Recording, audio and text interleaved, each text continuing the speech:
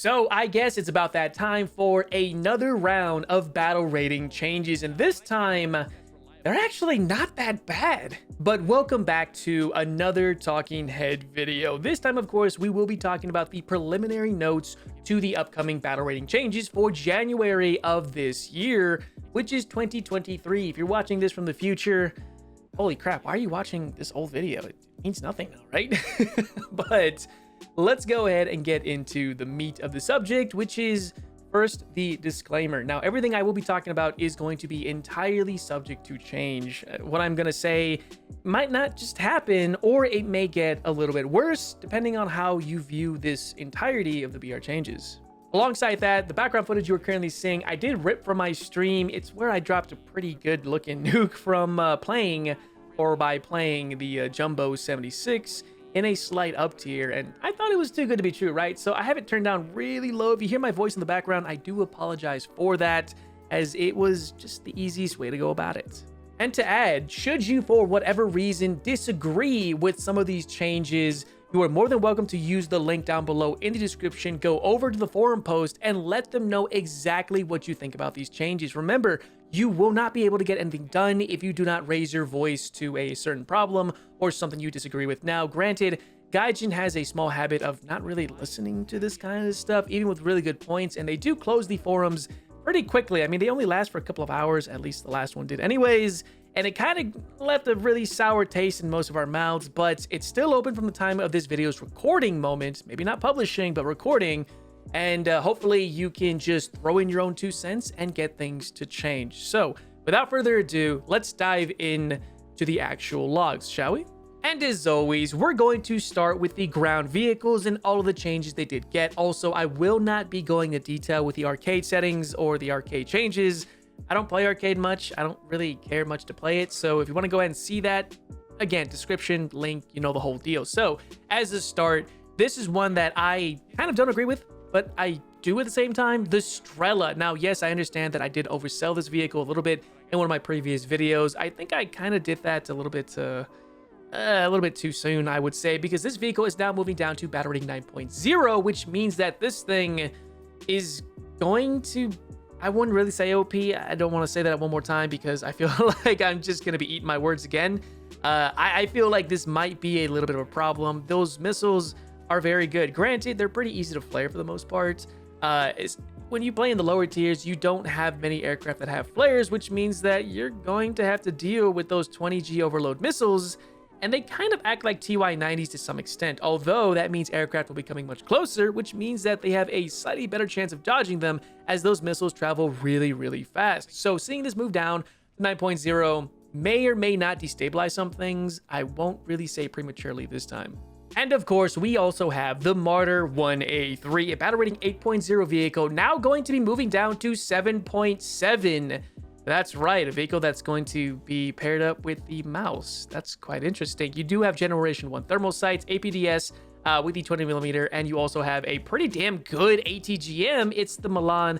It pens up to 530mm of chemical penetration, or armor, I guess. You know what I mean.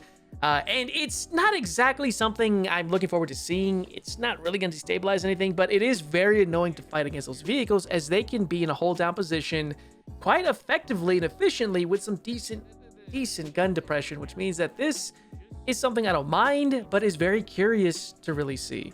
And next up, we have all of the M48s. At battle rating 7.3, they are all moving down to 7.0. That's right, the A1 and the Magash 1, the one for China, USA, and Israel, down to 7.0. I don't play with these vehicles too much, although at 7.0, I guess it kind of makes sense, as those vehicles aren't absurdly OP, but they can handle their own very well for their respective BRs. Now, seeing that they are moving down, it does make them just a little bit more overbearing for those solid up tiers, especially those 6.7, 6.3s, etc. Not going to deal with those M48s, which aren't too keen on accepting APCBC or APHE, depending on where you hit the vehicle, of course. And then next up, we have the AS4247, the IKV 103, and the Ruicat 105.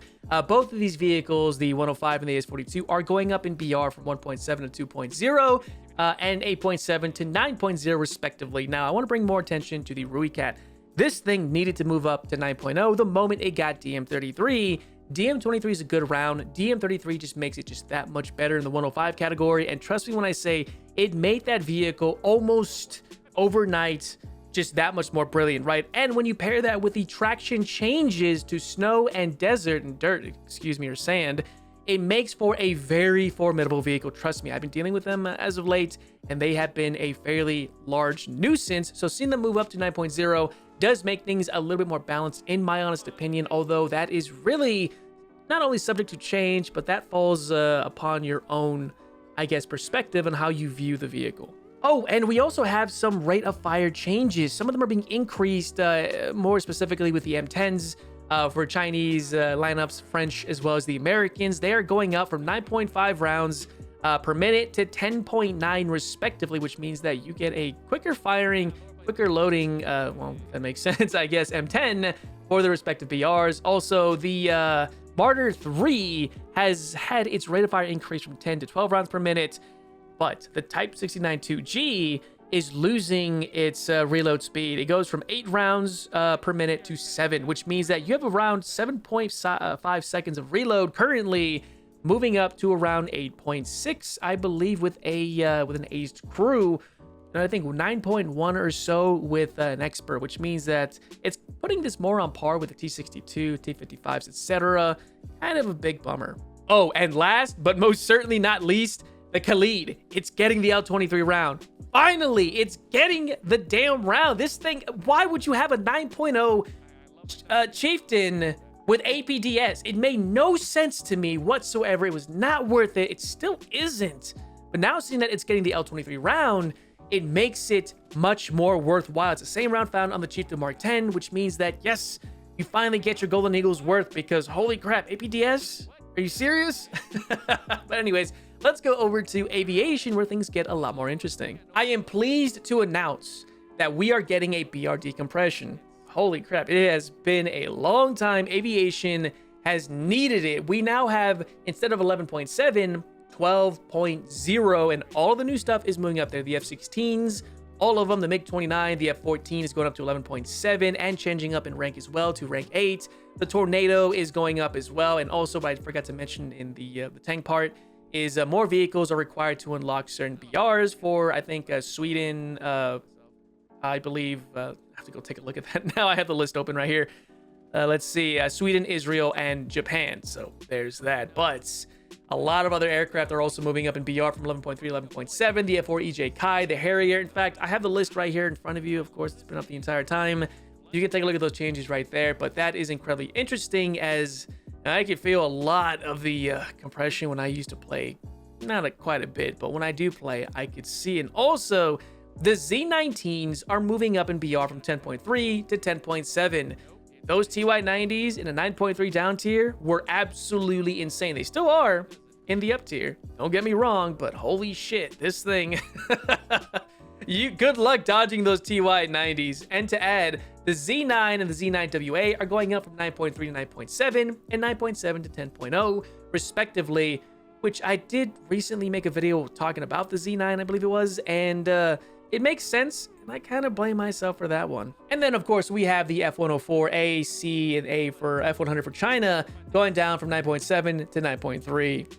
I don't really agree with that too much in terms of just having supersonic jets dealing with subsonic. And when you take a vehicle like the G91YS, still sitting at 9.7, well, these are at 9.3, doesn't make any sense at all, to be honest. So, Gaijin, what are you guys doing?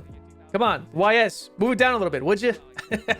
However, I want to go more into detail about some of the upcoming changes for the requirements of having certain aircraft or amount of aircraft unlocked prior to getting into the next rank. Let me give an example. Germany, for opening of rank 7 aircraft, the number of required aircraft at rank 6 have been adjusted from 3 to 4, which means that you're going to now have to grind through one more aircraft before you get to the next rank. Italy, same thing for rank 5. Number of aircraft for rank 4 has been adjusted from 5 to 6, and so on and so forth, which means that you're going to have to put in much more grind through into the game before you get into those new BRs, which is kind of a frustrating thing, something I don't really agree with, although I understand it from a business perspective, trying to keep you guys in the game for much longer, so on and so forth.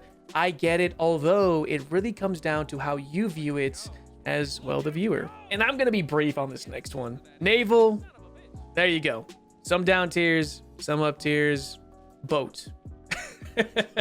So there you go. I'll have the list for you guys right down below in the description to all my naval players. But there you have it. That is all there is to really know, at least for the more important stuff. I may have missed out some things, but let's be honest here. I'm only looking at things that I find interesting, not only for myself, but for my channel as well, as aviation really isn't a big thing here. Although when it comes to tanks, that's where things get a lot more interesting. And it's something that I genuinely agree with this time around. The BR decompression and some vehicles moving up and down in the respective BRs, at least for helicopters, etc. I agree with it, and that's actually something that's very rare. I have yet to really meet too many creators out there that are complaining about this that I have yet to already see. I'm sure there's some out there that are complaining about it, but I have yet to see it. So I will a little bit later, okay? But I'm very curious. What do you think about some of these changes? I want you guys to have a very good, genuine, humble, wholesome, whatever discussion down in the comments section. If you have any opinions on this, let me know what you guys think. I will heart it as much as I can. If I see a lot of like good opinions, good views, etc., let me know. I'll heart it, and so on and so forth. So let me know what you guys think. And as always, if you did enjoy not only the gameplay per se, which the gameplay was taken from my live streams, if you enjoy just the talking head stuff, again, help me out here. Like, subscribe. I know a lot of you guys watch the videos. Not too many of you guys like the video. Like it or dislike. It tells me how to adjust my channel accordingly, and I can't do that without your help. And again, if you want to see the gameplay live, like how you saw in the background, link to my Twitch is down below in the description as well. I do stream pretty much every single day now. I've been having a good time streaming, and you guys have been making it a wonderful experience. So tune on in. That's where you get the beardful Justin as well as the unfiltered one too. And trust me, I got a lot of reactions like, holy crap, dude, you are so much different from your YouTube, sort of. So again, with all that being said, I hope you enjoyed everything. Thank you so much for taking the time to listen to this, and I will see you not only in the next video or even the streams, but in War Thunder itself. So as always, happy grinding.